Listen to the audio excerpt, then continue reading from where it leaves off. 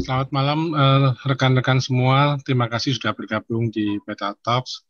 Terima kasih buat Mas Joseph. Terima kasih juga Mbak Cynthia sudah ikut hadir dan menjelaskan tentang apa itu schizophrenia.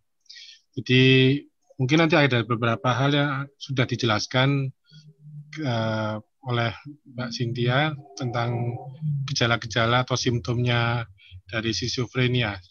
Di sini saya akan membawakan tentang bagaimana mengenal gangguan psikologik dalam studi fenomena UFO. Jadi seperti tadi Mbak Cynthia bilang, kalau ada orang cerita tentang saya lihat UFO atau saya ketemu alien atau saya diculik oleh alien, wah kamu tuh halu gitu ya. Jadi seringkali kemudian orang merasa dipermalukan atau merasa dibully ya karena dia dianggap halu ya. Nah, persoalannya adalah bagaimana menentukan cerita seseorang itu benar atau halu atau ada gangguan kejiwaan. Nah, ini ada contoh sebetulnya. Kita kalau yang menekuni masalah UFO ini pasti akan pernah baca atau lihat videonya juga. Ada seorang pria berusia 74 tahun yang mengaku keperjakannya itu telah direnggut oleh makhluk angkasa luar saat ia berusia 17 tahun. Jadi laki-laki tua ini bernama David Huggins. Ini mengklaim dirinya didatangi oleh alien perempuan yang langsung mengajaknya bercinta. Kejadian itu konon terjadi saat Huggins tinggal di Georgia ya pada tahun 1961. Dia bilang sih, aku tidak pernah menceritakan soal wanita ini kepada siapapun, tutur Huggins ya. Dia sekarang ini tinggal di Hoboken di New Jersey, Amerika Serikat. Nah, memang di ceritanya ini dia banyak membuat, maaf sebentar, dia banyak membuat lukisan-lukisan tentang alien-alien atau makhluk angkasa luar yang berhubungan dengan dirinya ya. Uh, ada kalau kita mau menelusuri lebih jauh tentang David Huggins ini bisa di Google saja nanti akan bisa lihat banyak sekali karya-karyanya dia serta cerita-ceritanya. Nah kemudian sekarang ini ada istilah yang halu ya. Jadi tadi dikatakan bahwa kamu tuh halu. Padahal halu ini kan asal katanya sebenarnya dari halusinasi. Tapi penggunaan kata halu ini agak berbeda sekarang dengan halusinasi. Ini saya coba cari dari sumber-sumber internet yang umum saja ya, dari quora.com. Halu adalah kependekan dari halusinasi. Halusinasi adalah posisi di mana kita berimajinasi tentang sesuatu. Bisa saja tentang hal-hal yang tidak mungkin ada atau tidak mungkin dilakukan. Kita berandai-andai dan membayangkan sesuatu. Ini dikemukakan oleh Preti Prasetya, seorang mahasiswi. Kemudian ada yang bernama Oman juga mengatakan halu itu terlalu berimajinasi tingkat tinggi yang terlihat sangat tidak mungkin tercapai. Jadi bisa diartikan juga tidak nyambung ya. Apalagi ketika diajak ngobrol dan ternyata balasannya tidak nyambung dengan obrolannya. Nah, ini nanti kalau sudah tidak nyambung ini nanti orang kan nyebutnya kategorinya sudah mungkin termasuk schizophrenia karena ada gangguan kognitif ya, gangguan berpikir. Atau orang ketika cerita yang aneh-aneh gitu ya, itu dia oh dasar halu ya. Nah, ini kata-kata ini kerap dilontarkan untuk menanggapi orang yang perkataannya sulit dipercaya dan tidak sesuai dengan kenyataan yang ada. Nah, ini yang menarik justru adalah orang-orang sekarang atau generasi sekarang itu lebih skeptis sebetulnya, lebih tidak mudah percaya atau sulit percaya. Menarik juga bahwa di Indonesia ini kan ada apa ya kultur di mana kita mempercayai hal-hal mistis ya. Tapi di sisi lain orang juga menjadi semakin skeptis. Kita lihat saja misalnya satu contoh, ada video mungkin petualangan apa Panji misalnya, kemudian ada tertangkap gambar atau sosok alien katakanlah, terus dianggap itu alien. Tapi karena ada bukti videonya terus orang jadi percaya. Tapi kalau ada orang cerita, orang dianggap oh halu. Ya, itu yang kita seringkali hadapi ketika kita mendapatkan laporan atau ada orang melapor ke Beta UFO tentang pengalamannya melihat UFO, pengalamannya bertemu alien atau diculik oleh alien, tapi kemudian dianggap sebagai halu. Ini contoh juga ya, ini saya kutip aja dari sebuah situs internet ya, ada yang disebut dengan Ratu Halu. Kenapa? Karena mungkin dia banyak bohong atau banyak banyak berkayal, banyak berimajinasi.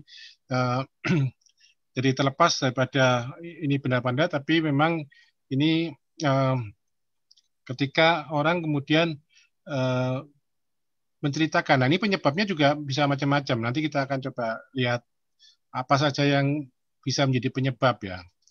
Satu contoh lagi misalnya ceritanya Maradona. Ini Mas Joseph kan penggemar sepak bola ya. Nah, Maradona ini juga mengaku pernah diculik oleh alien ya. Jadi sampai main di dunia alien.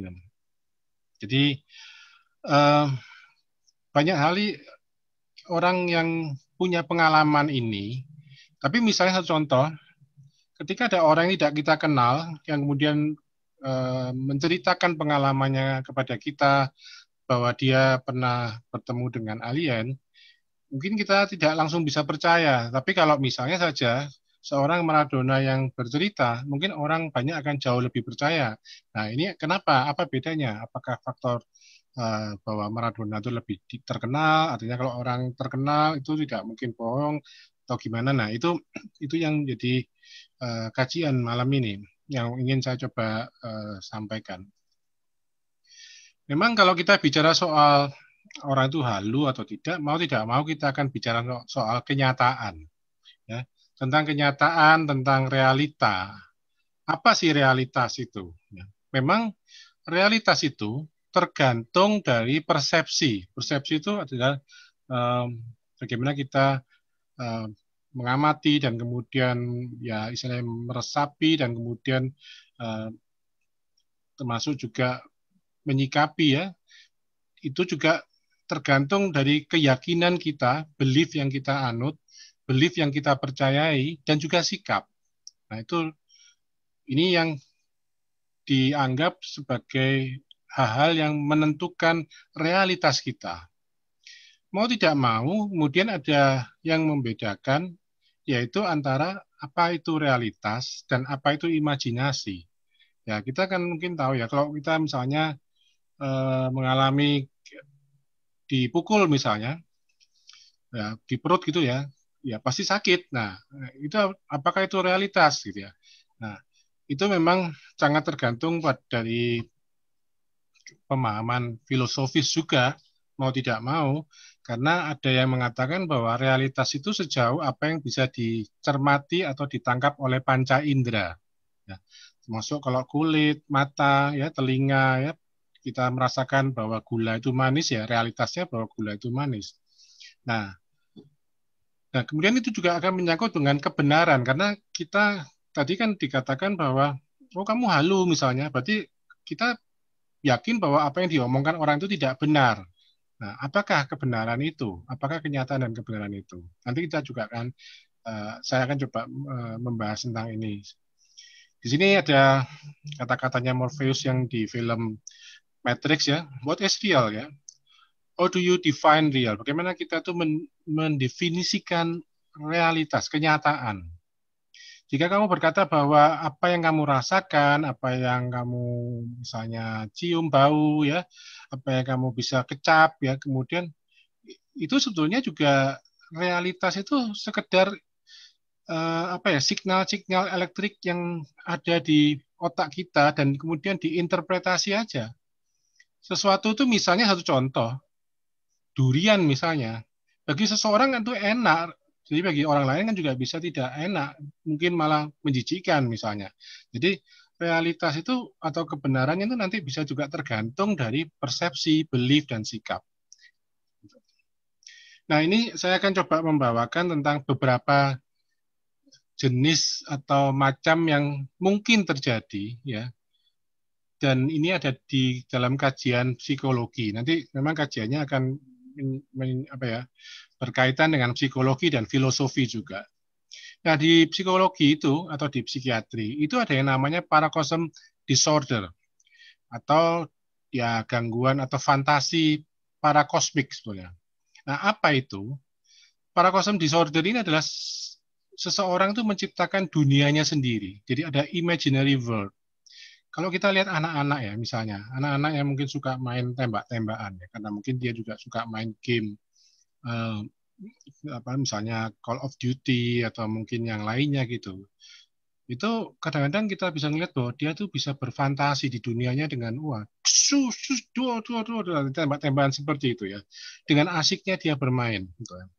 Nah, kita tahu bahwa oh dia lagi bermain, lagi berfantasi. Dia ada berfantasi dalam dunianya. Dia bisa membayangkan bahwa oh lagi ada musuh, musuh yang lagi nembak. Jadi dia kemudian bisa apa semacam merunduk misalnya untuk menghindari tembakan-tembakan dari musuhnya. Padahal nggak ada kan. Nah itu memang fantasi, ya, imaginary world. Dan kemudian ada yang mungkin menjadi lebih buruk atau lebih parah dalam hal ini adalah ketika fantasi itu menjadi sesuatu yang dianggap benar-benar real. Atau contoh misalnya imaginary friend. Ada banyak banyak anak-anak yang mungkin juga sampai dewasa, dia mempunyai teman bayangan atau teman imaginary. Dan itu bisa diajak omong-omong, ya, bisa diajak bermain, bisa diajak bercakap-cakap. Bahkan kadang-kadang yang imaginary friend itu bisa memberi nasihat, ya. Nah, pertanyaannya memang sekarang ini adalah imaginary friend ini hanya sekedar imajinasi dari orang tersebut atau memang entitas itu ada. Nah, ini seperti yang dibahas dalam pertemuan-pertemuan sebelumnya. Apa itu entitas? Nah, itu nanti kita bisa diskusikan.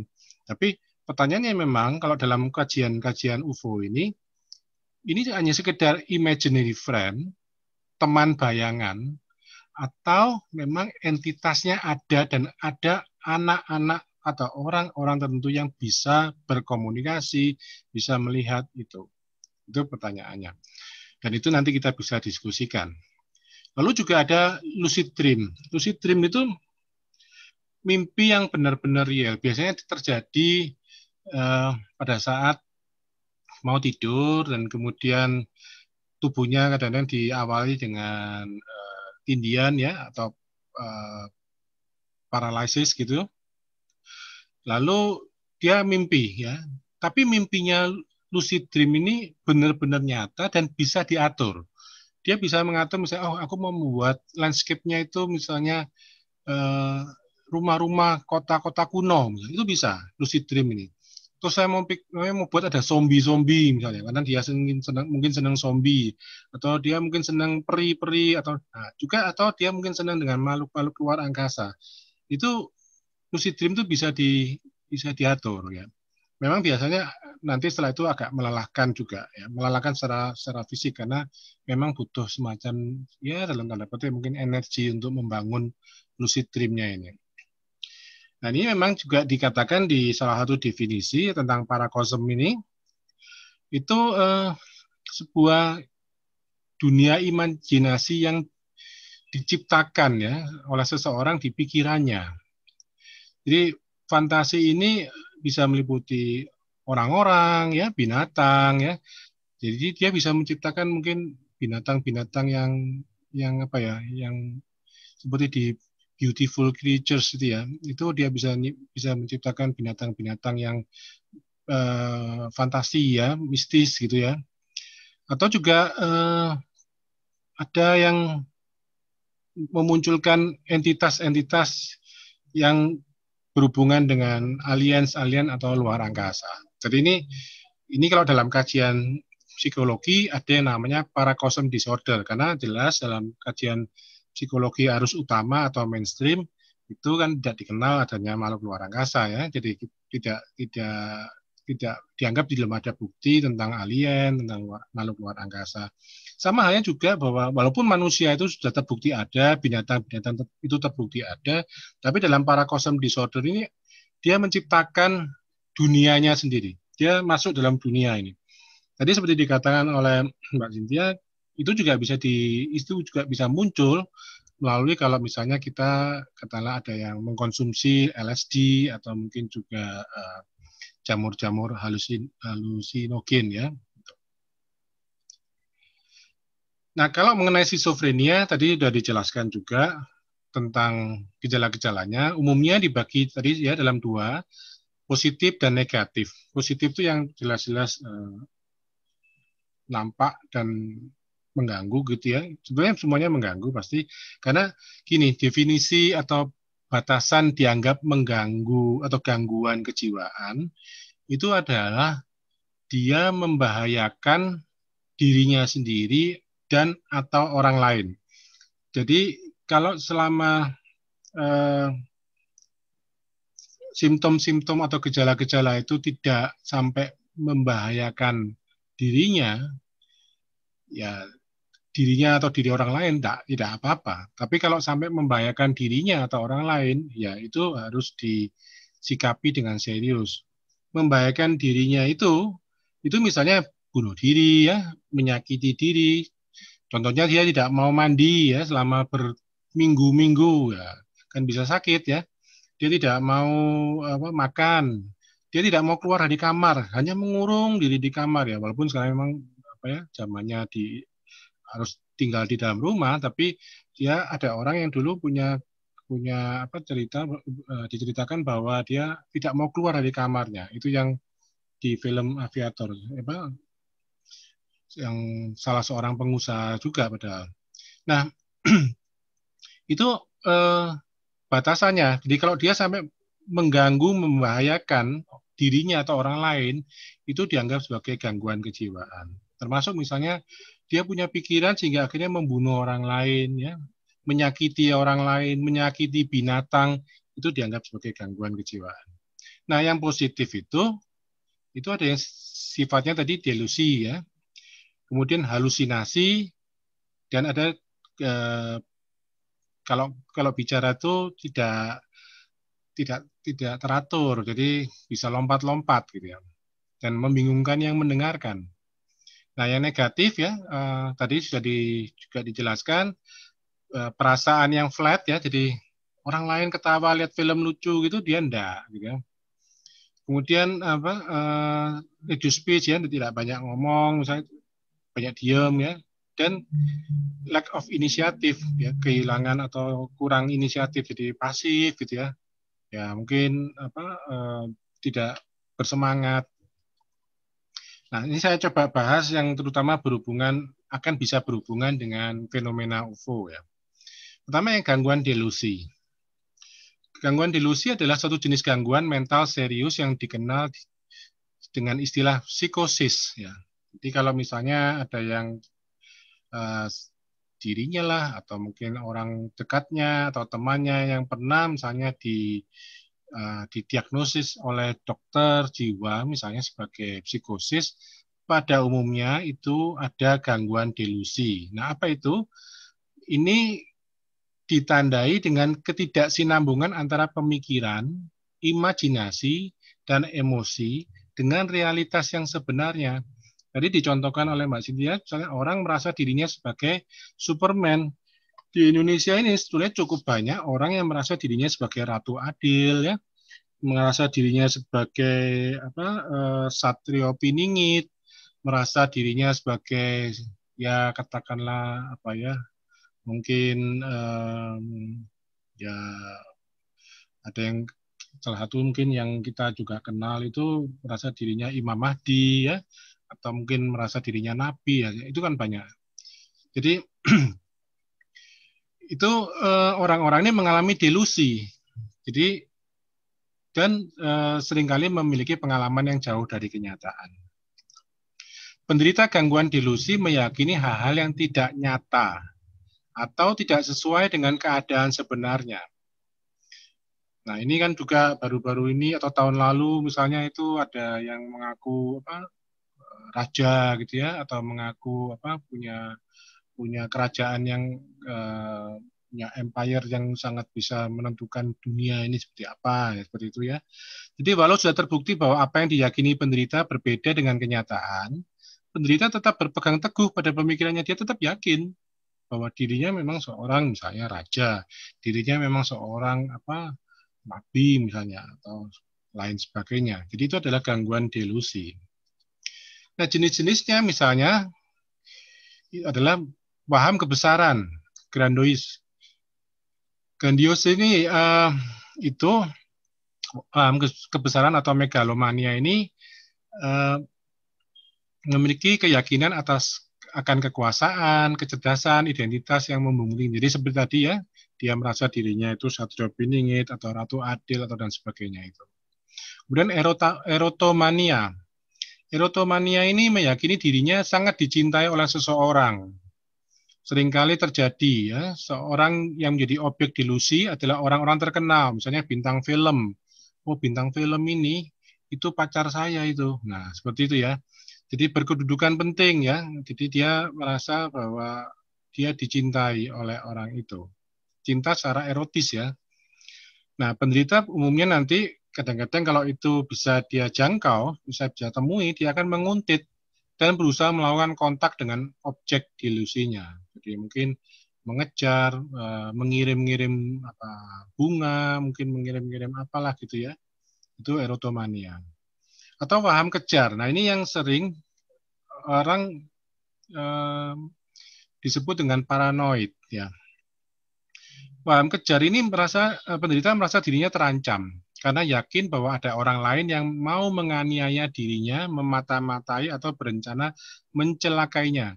Ini bahayanya kalau misalnya dia berada di tempat umum, di restoran misalnya, kemudian dia melihat ada sekelompok orang di meja lain sedang bercakap-cakap, dan dia kemudian berpikir, oh, orang itu sedang ngomongin saya ini. Dan orang-orang itu ada rencana mungkin mau membunuh saya. Jadi sebelum saya dibunuh, saya bunuh dulu. Nah, ini yang bahayanya kan. Jadi dia bisa melakukan tindakan yang agresif atau bisa juga negatif. Karena dia punya keyakinan bahwa orang yang dia dia kira atau dia pikirkan itu punya rencana untuk menyakiti atau mau membunuh dirinya. Nah, kemudian paham cemburu. Ini banyak ya, cukup banyak sebetulnya. Jadi sebetulnya yang menderita gangguan ini, delusi ini, karena jenisnya memang macam-macam, ada banyak orang yang percaya atau penderita ini percaya bahwa pasangannya tidak setia pada dirinya. Padahal tidak didukung dengan fakta apapun. Jadi ini yang sering disebut dengan posesif ya, atau ya orang mungkin kadang-kadang merasa dicurigai terus-menerus, WA-nya handphonenya selalu dicek ya, sebagainya ya, kemana-mana kemudian diawasi, bahkan sampai mungkin menyewa detektif partikelir misalnya untuk membuntuti pasangannya. Jadi ada paham-paham cemburu seperti ini. Kemudian ada yang campuran ya, jadi campuran dari beberapa jenis gangguan ini. Nah, ini kan bahayanya misalnya erotomania dicampur dengan paham cemburu. Jadi dia merasa orang itu mencintai dirinya, jadi menganggap orang itu sebagai pacarnya, terus cemburu. Nah, ini kan bahaya. Akibatnya apa? Pasangan dari objek yang dia cintai itu bisa aja kemudian disingkirkan karena dia cemburu. Kemudian mengenai halusinasi. Tadi tentang delusi ya. Halusinasi adalah gangguan persepsi yang membuat seseorang mendengar, merasa, mencium aroma, dan melihat sesuatu yang kenyataannya tidak ada. Pada keadaan tertentu, halusinasi dapat mengakibatkan ancaman pada diri sendiri dan orang lain. Ini yang seringkali gini, kalau di orang-orang yang menggunakan LSD, itu ada yang disebut dengan halusinasi terbang. Ya. Jadi kadang-kadang mengapa ada orang yang menggunakan narkoba itu kemudian dia lompat dari jendela yang di apartemen tinggi gitu. Itu kemudian orang menduga bahwa dia bunuh diri. Itu belum tentu karena kadang-kadang itu dipicu oleh halusinasi bahwa dia bisa terbang gitu. Dan atau mungkin di tempat di luar sana itu sangat indah dan kemudian dia melompat ke sana. Nah, jenis-jenisnya adalah misalnya pertama halusinasi pendengaran. Ini dia bisa kemudian mendengarkan atau persepsi yang salah dari bunyi ya, musik, kebisingan atau suara. Orang mungkin katakan ya kalau dalam bahasa Jawa itu krungu-krunguan gitu ya. Nah, kadang-kadang ada suara-suara di dalam kepalanya juga. Jadi ini yang bisa mengganggu. Karena apa? Karena halusinasi ini juga bisa halusinasi terutama pendengaran ini bisa merupakan perintah-perintah. Kamu harus begini, kamu harus melakukan ini, gitu ya. Kamu harus pergi ke tempat ini, ya. Atau yang di Jepang ini yang dianggap sebagai teroris itu kan juga sama. Kamu harus membunuh orang, misalnya.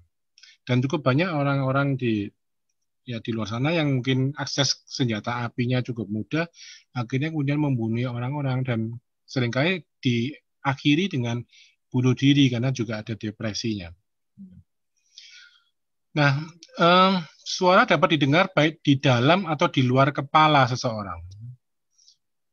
Kadang-kadang kan kita pernah ya, walaupun kita tuh merasa diri dalam tanda petik normal ya, mendengar suara nama kita dipanggil. Saya yakin banyak orang pasti akan pernah mengalami seperti itu.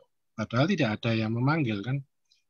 Nah, suara bisa berupa suara wanita atau pria, baik yang akrab maupun tidak akrab, dan bisa berupa kritikan atau pujian. Orang mungkin ini salah satunya juga disebut dengan self-talk sebenarnya, pembicaraan di diri sendiri.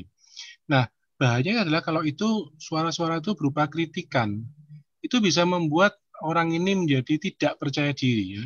Atau pujian, justru baliknya akhirnya orangnya menjadi angkuh, menjadi over PD gitu ya, karena dia mendapatkan suara-suara pujian. Kamu hebat nih, kamu tuh seorang apa harusnya kamu tuh seorang raja, pangeran dulu, lagi kalau dia punya halusinasi bahwa eh, dia dulunya adalah misalnya apa reinkarnasi dari siapa gitu tuh ada ya. Nah, ini memang suatu hal yang sangat sangat menarik untuk dikaji karena kalau kita bicara psikologi dengan point of view psikologi jelas akan beda nanti dengan point of view misalnya dengan metafisika atau dengan spiritualitas dan sebagainya ya. Dan dalam hal gangguan mental seperti skizofrenia, suara biasanya negatif dan tidak menyenangkan. Jadi memang mengganggu.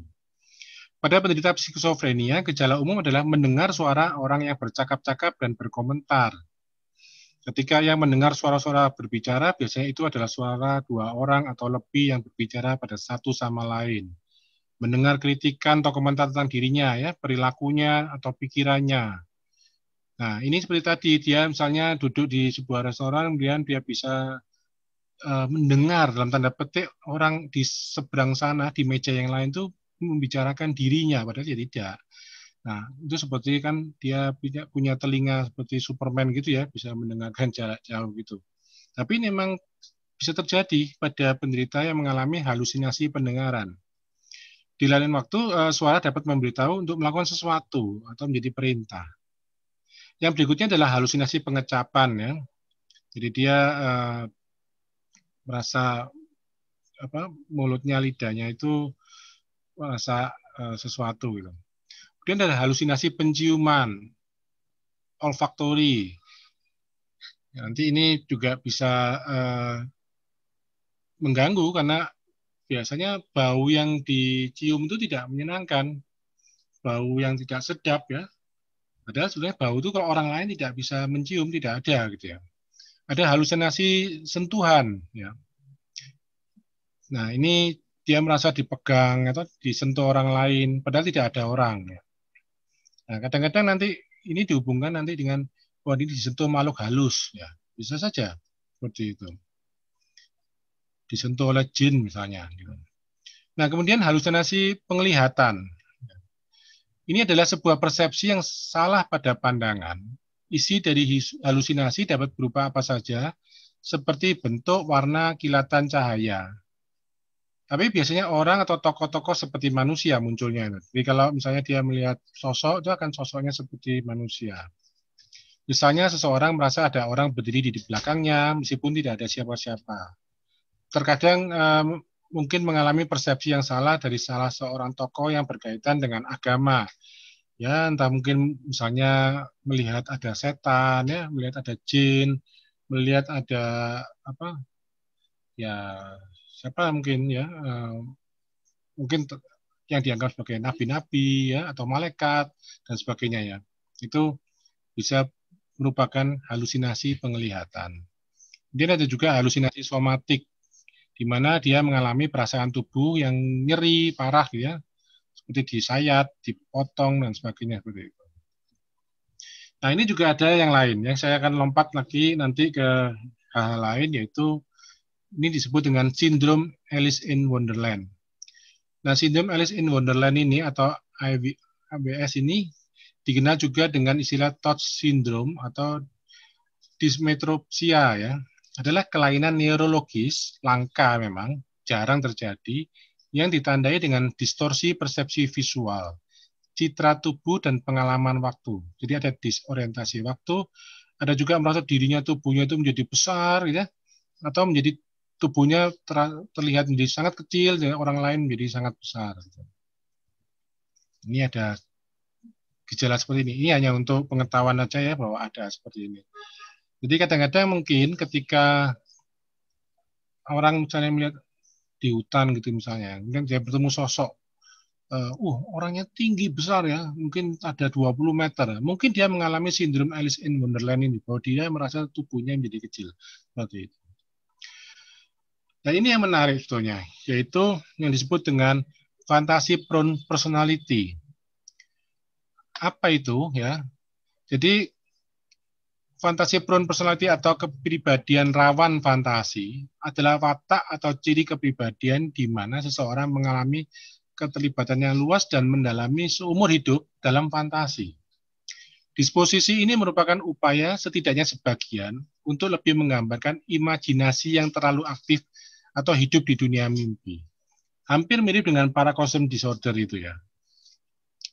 Kemudian pada tahun ini sejarahnya istilah fantasi prone personality ini dari Wilson dan Barber ini yang pertama kali mengidentifikasi apa yang mereka sebut sebagai tipe fantasi prone personality. Dan studi ini sebenarnya diperluas dari pengamatan Josephine Hilgard ya, terhadap orang-orang yang sangat rentan terhadap hipnosis. Mereka adalah orang-orang yang tidak hanya menjalani kehidupan yang kaya fantasi ya, tapi tampaknya mengaburkan batas antara fantasi dan kenyataan. Kita kan ya, kita harusnya ya sebagai orang yang umumnya itu bisa membedakan mana yang fantasi dan kenyataan. Kita tahu misalnya, oh Harry Potter itu fantasi, oh Lord of the Rings itu fantasi, Star Wars itu fantasi ya. Tapi ada orang-orang yang tidak bisa membedakan bahwa itu benar, itu terjadi ya. Ya itu ini adalah fantasi prone personality. Ini agak beda dengan misalnya, oh saya mempercayai kisah Mahabharata itu adalah kisah nyata, itu beda ya. Jadi lain, bukan fantasi prone personality. Tapi fantasi prone personality ini orang merasa bahwa dia tidak lagi bisa membedakan antara fantasi dengan kenyataan.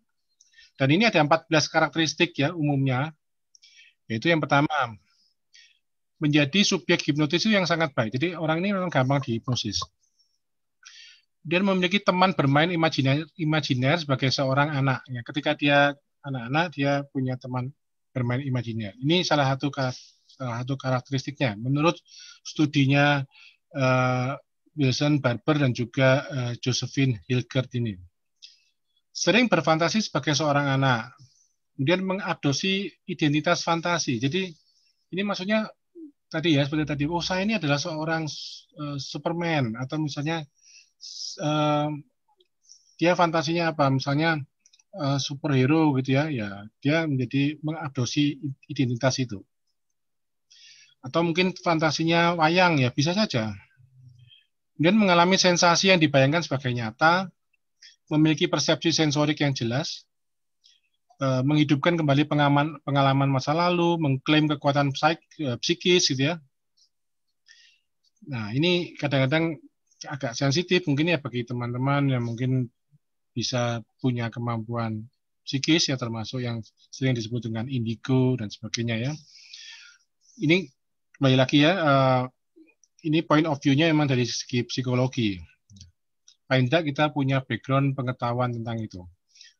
Lalu ciri lainnya adalah memiliki pengalaman di luar tubuh ya. Nah, di luar tubuh ini artinya bisa out of body experience atau bisa melakukan astral projection. Nah, ini kalau memang di kajian psikologi dia termasuk kategori fantasi prone personality. Menerima puisi pesan dari roh, dari spirit. Nah, ini channeling ya. kecerdasan yang lebih tinggi atau standard master mengirimkan pesan. Nah, ini salah satu karakteristiknya dan jenisnya ya. Terlibat dalam penyembuhan.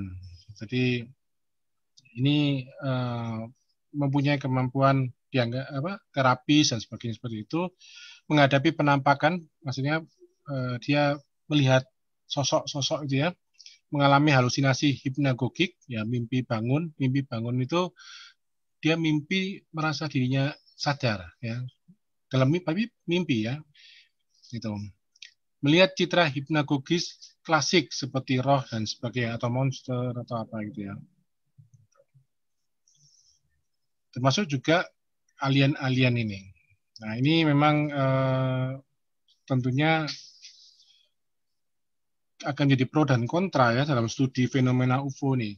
Kalau kita misalnya mau ikut kajian psikologi secara kaku ya, tentu pasti kamu pasti akan mengalami namanya fantasy prone personality. Tapi pertanyaan kita tetap sama, apakah yang dilihat itu memang hanya fantasi, dalam arti termasuk halusinasi, atau itu memang benar ada entitasnya? Tentu jawabannya bisa berbeda-beda. Nah, kemudian ada yang namanya maladaptive daydreaming ya, melamun. Semua orang pasti pernah melamun ya. Melamun maladaptif ini, jadi melamun yang penyesuaian yang salah ini adalah sebuah kondisi kejiwaan ya, diidentifikasi oleh Profesor Eliezer Sommer dari Universitas Haifa di Israel. Nah, kondisi ini menyebabkan lamunan yang sangat intens sehingga mengalihkan perhatian seseorang dari kehidupan nyata mereka. Seringkali peristiwa kehidupan nyata memicu lamunan ini. Nah, banyak orang mengira penderita maladaptive daydreaming ini sama dengan schizophrenia. Namun penderita schizophrenia tidak dapat membedakan antara kenyataan dan fantasi. Bedanya kalau penderita maladaptive daydreaming ini masih mengakui bahwa apa yang menjadi lamunan mereka itu bukan hal yang nyata. Jadi masih ada ya semacam kesadaran ya atau consciousness di mana aku tahu kok sebetulnya ini cuman daydreaming, cuman lamunan, bukan hal yang real. Ini kalau maladaptive daydreaming. Tapi kalau penderita schizophrenia, dia tidak dapat membedakan antara kenyataan dan fantasinya. Nah, ini bedanya kalau daydreaming yang biasa ya. Biasanya kalau daydreaming biasa itu mind wandering ya, pikiran mengembara kemana-mana. Jadi dia hanya sekedar taking a break ya dari kehidupan yang nyata gitu. Kadang dia bisa untuk menolong untuk menghasilkan goals-goals tentu yang baik. Satu contoh misalnya yang terkenal itu Archimedes ketika dia melamun-lamun gitu di bak mandinya, kemudian dia dapat aha moment gitu. Di dreaming ini juga menyenangkan ya, tapi jelas real life-nya tetap dianggap lebih baik, lebih bagus lah ya. Dan tidak lama ya. Jadi kalau kita misalnya ngelamun jadi orang kaya ya pasti enak misalnya seperti itu. Tapi kan tidak lama. Bedanya kalau maladaptive daydreaming ini akan jadi terus dia kemudian bergaya seperti orang kaya padahal dia tidak mampu. Akhirnya nanti kredit cardnya ngeblong gitu ya nanti. Nah ini ada beda-bedanya dengan daydreaming yaitu maladaptive daydreaming ya. Jadi dia punya alternate reality, sama seperti tadi ya, hampir mirip dengan paracosm disorder. Bahkan dia berusaha dengan daydreamingnya itu, dengan lamunannya itu dia berusaha untuk lari dari kenyataan. Ya. Bahkan ini bisa terjadi ketika dia lagi belajar, lagi kerja, dan ini akan menjadi sebuah gangguan. Dan daydreamingnya ini menjadi sumber satu-satunya dari kebahagiaannya dia. Jadi dia merasa hidupnya itu sudah istilahnya itu banyak susah gitu, padahal ya belum tentu dia tuh menderita harusnya ya, tapi dia merasa dirinya menderita dan dia melamun supaya dia bisa happy, dia bisa bahagia dalam lamunan itu, dan itu bisa berjam-jam ya, dan itu nantinya membuat dia tidak produktif. Kemudian yang juga sering harus disikapi atau diketahui juga dalam studi fenomena UFO ini adalah kepribadian narsistik. Narsistik ini merupakan jenis kepribadian yang ditandai dengan merasa dirinya lebih penting dari orang lain. Ya. Nah, ini kemudian kurang peduli terhadap lingkungan sekitar dan mudah cemburu terhadap keberhasilan orang lain, mudah iri. Gitu ya. Dia merasa dirinya lebih hebat. Ya. Narsistik ini dapat berupa ciri kepribadian, dapat pula berupa gangguan kepribadian. Kalau dia berupa kepribadian, itu biasanya ya orang yang mengalami dan orang di sekitarnya itu tidak merasa terganggu. Tapi kalau sudah menjadi sebuah gangguan kepribadian narsistik, si penderita ini mengalami gangguan dalam interaksi dengan orang-orang di sekitarnya, dan orang lain juga akan merasa terganggu karena sikapnya. Kemudian yang lain adalah pembohong patologis atau disebut dengan pathological liars. Ya, ini kan pasti akan kita hadapi karena ya yang masuk laporan atau laporan-laporan yang diterima oleh Beta UFO tidak semuanya itu benar. Ya. Tidak semuanya orang tuh niatnya baik untuk benar-benar melaporkan. Kadang-kadang ada yang suka berbohong. Nah, kebohongan patologis atau juga dikenal sebagai mitomania atau pseudologia fantastica adalah perilaku kronis dari kebohongan kompulsif. Jadi orang-orang yang memang suka bohong. Dia mengaku mungkin pernah tinggal di Amerika ya atau pernah tinggal di mana gitu ya, padahal enggak ya. Jadi dia bohong. Dan itu atau mungkin juga dia keturunan siapa, itu juga bisa ya.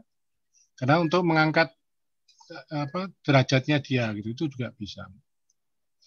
Nah, ini bisa diperparah kalau orang-orang dengan gangguan halusinasi lalu mendapatkan informasi yang salah dari orang lain. Ini bahaya juga.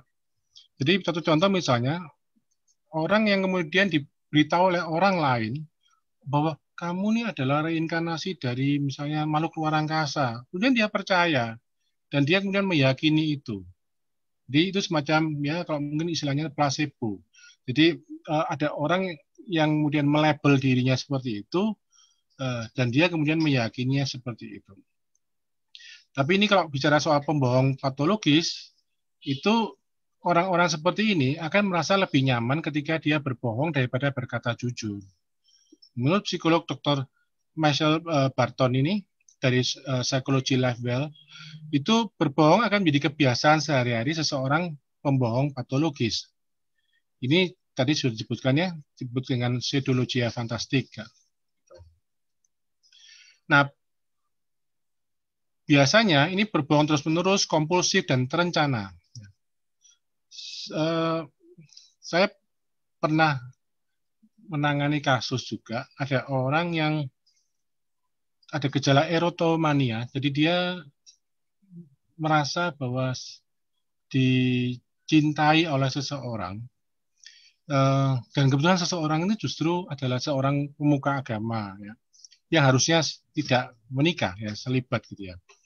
Nah, dia kemudian bisa membuat cerita yang sangat hebat, yaitu berbohong bahwa dia adalah asisten dari seorang pengusaha terkenal di Jakarta dan yang kemudian dia akan mengajak kerjasama membangun usaha. Nah, ini ceritanya tuh begitu hebat, ya, begitu meyakinkan sampai orangnya akhirnya kalau ketahuan tuh kok ya goblok sekali kok bisa ketipu gitu ya. Jadi hebatnya seorang pathological liar ini tidak bisa main-main gitu. Nah, dia bisa menciptakan riwayat diri yang tidak sebenarnya. Ya. Misalnya, ia telah meraih prestasi tertentu atau sebaliknya atau pernah mengalami suatu kondisi buruk. Jadi ini untuk dikasihani biasanya. Mengklaim menderita penyakit tertentu, berbohong untuk membuat orang lain terkesan, seperti berkerabat dekat dengan seorang artis atau pejabat tinggi negara. Kadang-kadang mungkin, oh saya ini keturunan dari raja ini misalnya. Nah, kebiasaan berbohong patologis diperkirakan menjadi salah satu gejala dari gangguan kepribadian tersebut. Itu termasuk gangguan kepribadian ambang ya, ada yang namanya borderline personality disorder. Gangguan yang membuat penderitanya sulit mengatur emosi, sering mengalami perubahan mood, perasaan insecure, merasa tidak aman, perasaan tidak stabil. Kemudian gangguan kepribadian narsistik. Jadi orang yang gangguan kepribadian narsistik ini ada kecenderungan untuk menjadi pathological liar, pembohong. Dia butuh pengakuan dan perlakuan spesial dari orang lain, oleh karena itu dia harus berbohong. Ini kita mungkin pernah ada kasus dulu yang di luar negeri yang mengaku yang dia sekolah S3 mungkin ya. Kemudian gangguan kepribadian antisosial. Ini juga gangguan di mana dia tidak peduli mengenai kebenaran ya, serta kerap merampas hak dan menyakiti perasaan orang lain. Nah, sebetulnya kalau dalam studi-studi yang dilakukan di kalangan psikologi terhadap orang-orang yang merasa dirinya indigo, kita bisa lihat nanti kalau mau mempelajari ini, melihat jurnal-jurnal penelitiannya, itu memang ada hubungan antara indigo dengan narsistik. Itu memang dikatakan ya, pada umumnya seorang anak usia 0 sampai 7 tahun itu disebut dengan crystal children. Kemudian kalau setelah dewasa dia merasa dirinya indigo gitu ya. Walaupun di kalangan spiritualis ada definisi tersendiri ya, ada crystal children, rainbow child, rainbow kids dan sebagainya ya. Biasanya orang-orang ini adalah sensitif dan empatetik. Ya, empatetik itu artinya dia mampu merasakan perasaan orang lain. Ya. Sebetulnya ini punya kebutuhan yang tinggi untuk dicintai dan dilindungi. Dan kadang-kadang karena dia tidak merasa atau merasa tidak dicintai, itu kemudian berulah. Orangnya biasanya kreatif, intuitif, dan biasanya juga didiagnosis sebagai ADD atau ADHD ya, attention deficit disorder, jadi gangguan perhatian. Jadi agak sulit untuk fokus kadang-kadang. Nah ini saya coba untuk masuk ke dalam gimana sih kita kalau mengkaji fenomena UFO ini dan apa sih itu yang kita bisa definisikan sebagai kebenaran. Nah, karena kalau misalnya ada orang bercerita bahwa dirinya melihat alien, ya, melihat UFO gitu, bagaimana kita mengukur kebenarannya dan apa kebenaran itu? Nah, ini ada kata-kata kutipan ya dari Friedrich Nietzsche ini. Orangnya seringkali tidak mau dengar the truth, kebenaran, karena mereka tidak ingin ilusi mereka hancur. Nah, ini tapi memang quote ini cukup terkenal, tapi intinya adalah kadang-kadang kita itu menutup terhadap informasi karena kita tidak mau apa yang kita yakini ini hancur. Nah, apa sih kebenaran? Itu saya seringkali memang menggunakan contoh ilustrasi ini. Gajah itu oleh orang-orang yang tidak bisa melihat, karena di sini contohnya ditutup matanya ya. Ketika dia ada di dekat gadingnya itu, dia bilang bahwa oh ini seperti tombak, oh lalu yang pegang belalainya, oh ini seperti ular ya dan sebagainya. Ini kita sudah tahu cerita ini. Padahal kan esensinya ini adalah gajah, tapi karena keterbatasan kita sebagai manusia, kita tidak bisa membaca semua informasi, tidak bisa juga melihat semua video di YouTube misalnya, tidak bisa mungkin mengakses semuanya, dan kita hanya bisa melihat atau membaca atau mendengar sebagian, maka kita kemudian mempersepsinya sebagian saja, dan kemudian membuat kesimpulan yang belum tentu benar. Ya. Tapi apa sih kebenaran itu? Nah, ini ada 3 rumusan tentang kebenaran dari Thomas Aquinas. Pertama adalah adekuasi atau kesesuaian antara realitas dengan intelek. Intelek itu artinya pikiran kita. Lalu juga konveniensi yang ada pada intelek ya.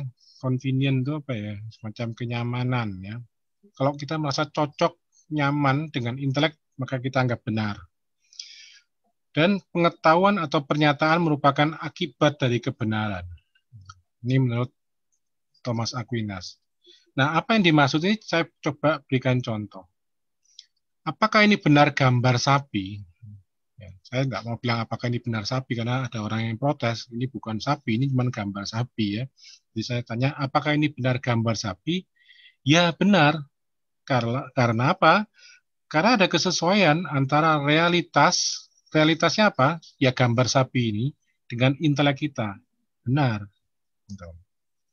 Tapi kalau misalnya gini, tadi kan contohnya sapi ya. Ini ada sapi, kemudian orangnya secara intelek dia melihat, oh ini sapi ya, berarti benar. Tapi kalau misalnya saya tanya, apakah ini benar gambar kereta api? Maka jawabannya tidak benar.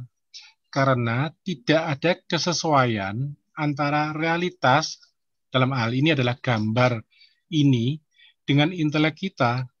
Karena intelek kita mengatakan bahwa itu bukan kereta api, itu adalah pesawat terbang. Ya. Nah, intelek kita merasa tidak sesuai jika ini dikatakan sebagai kereta api, ya. Karena apa? Karena kita punya pengetahuan tentang kereta api itu seperti apa. Tetapi kalau sejak kecil kita diberitahu atau diajarkan bahwa ini adalah kereta api, akan beda loh. Artinya ketika diberitahu bahwa ini kereta api ya, Anda akan percaya bahwa itu benar.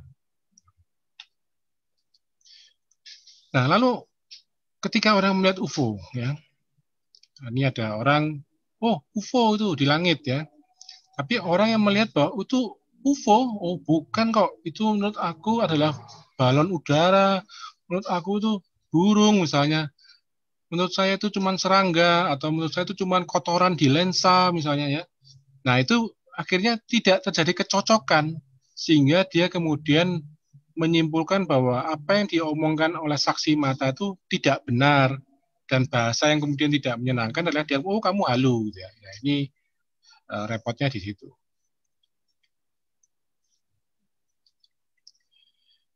Nah, apa yang dimaksud dengan pengetahuan atau pernyataan merupakan akibat dari kebenaran? Ini ada contoh sederhana. Ada orang yang kemudian jalan-jalan ya di tengah malam ya, kemudian dekat kuburan, ternyata kemarin saya melihat sundel bolong ya misalnya. Dan karena dia merasa sudah melihat sundel bolong, maka itu dianggap benar. Dan dia tidak bohong ya, dia tidak mengada-ngada, jadi dia tidak mengarang cerita, dia memang merasa melihat sundel bolong. Karena itu, dia kemudian membuat pernyataan, saya sekarang mengetahui dan menyatakan bahwa sundel bolong itu benar ada. Ini banyak loh contoh seperti ini.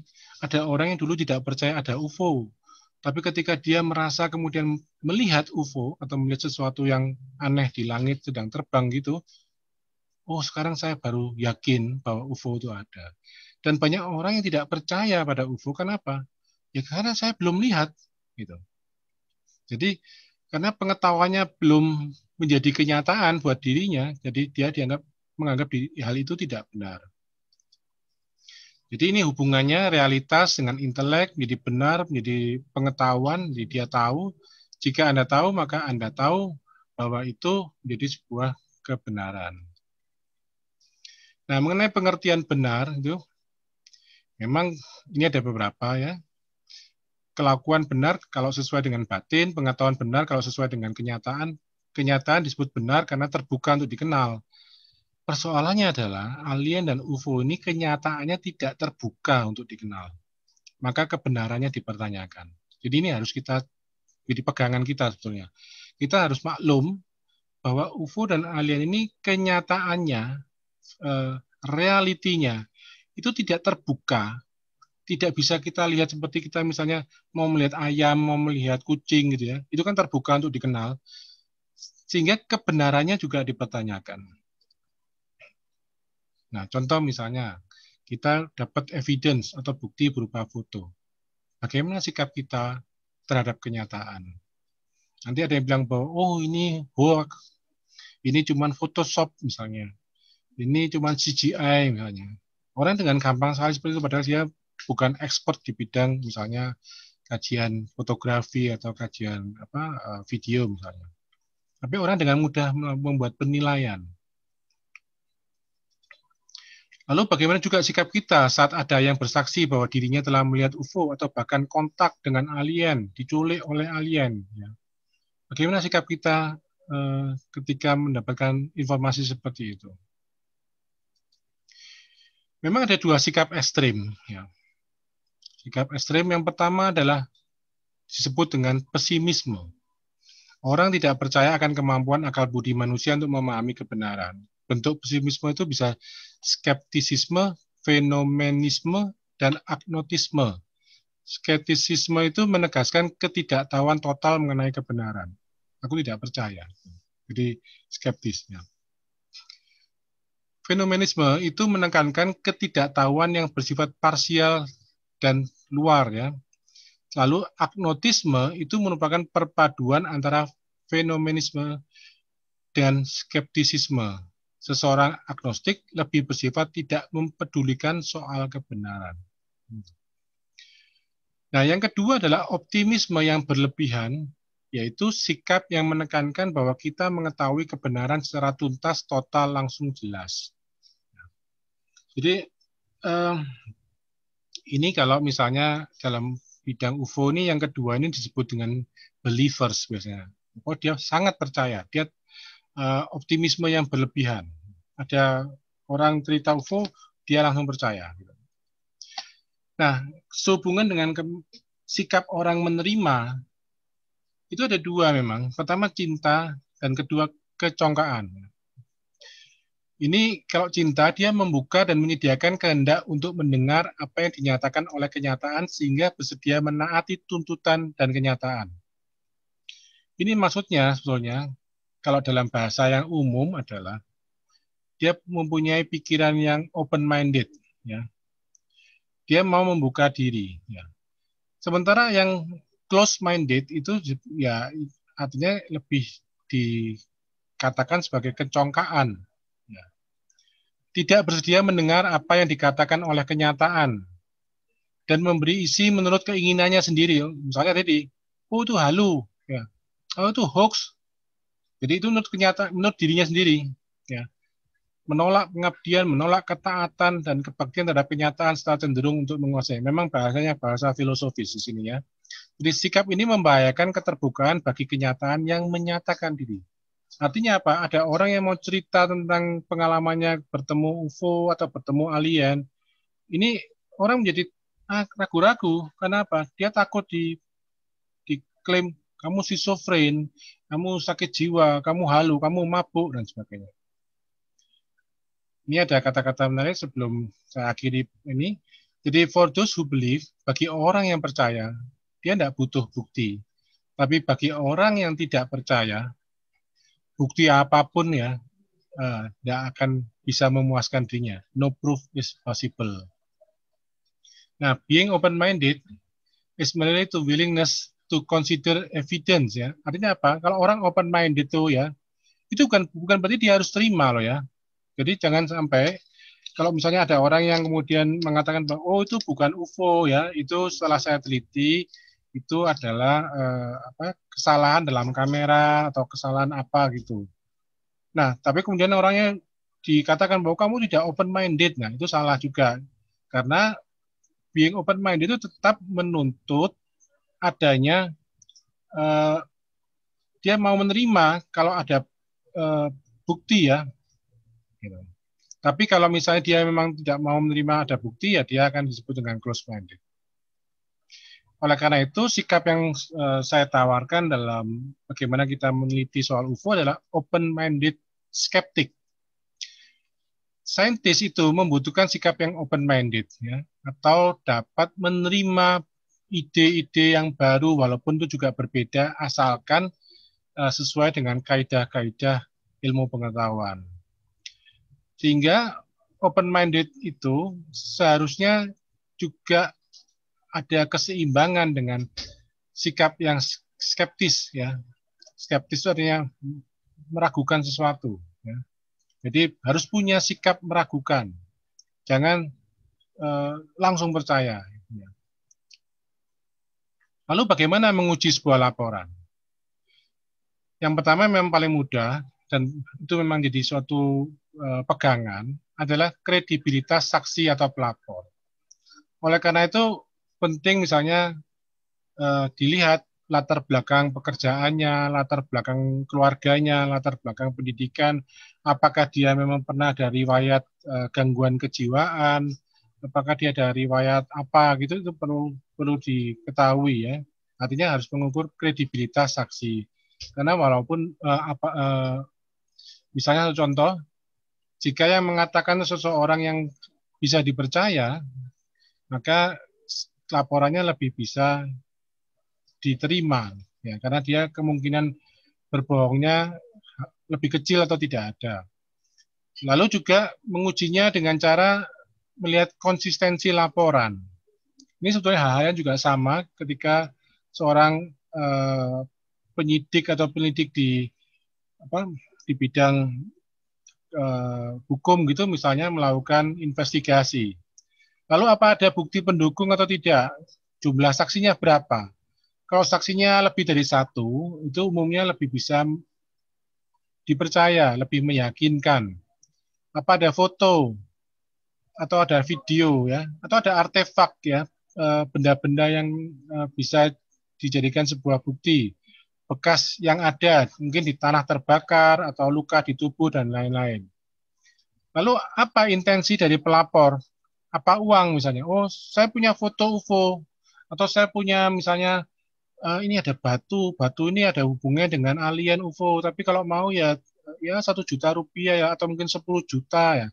Oh, berarti intensinya kan memang dia mau jualan batu itu misalnya, atau jualan apa ya? Ini ada saya menemukan benda ini dari apa UFO ya, dari alien ya. Atau dia ingin terkenal ya, ingin viral, entah apa tujuannya ya. Tapi mungkin dengan viral itu dia mungkin lebih apa dapat dapat nama atau mungkin merasa dirinya hebat atau untuk power ya. Misalnya dalam kultus ya, sebuah organisasi kultus ya, kalau dia misalnya melaporkan pengalamannya bertemu dengan makhluk dari luar angkasa gitu, dan itu diakui oleh katakanlah misalnya dari organisasi UFO gitu, maka itu menjadi sebuah legitimasi dan itu bisa menjadi membuat dia lebih punya power ya. Nah ini memang akan jadi pertanyaan, apakah perlu adanya lie detector menguji kebohongan? Apa perlu ada hipnosis misalnya?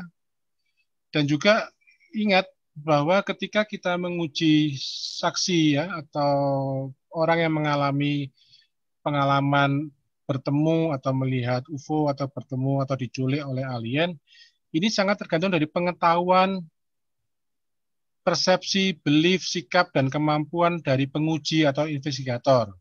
Artinya apa? Kalau investigatornya tidak tahu tentang seperti tadi ya, hal-hal yang sifatnya gangguan kejiwaan atau psikologis, maka dengan mudah, oh ya memang kamu itu bertemu dengan alien misalnya seperti itu ya, atau mengalami kontak dengan makhluk-makhluk luar angkasa. Tapi kalau kita paling tidak punya point of view yang lain dari psikologi, dari spiritual, dari metafisika, dari antropologi misalnya, kita mungkin juga bisa membuat kajian itu lebih baik. Itu Mas Joseph presentasi dari saya. Mungkin kita bisa melanjutkan dengan tanya jawab. Terima kasih. Terima kasih Mas Nur. Luar biasa banyak sekali istilah-istilah baru dan pengetahuan baru yang bisa kita dapat malam ini dari kajiannya Mas Nur dan Mbak Cynthia.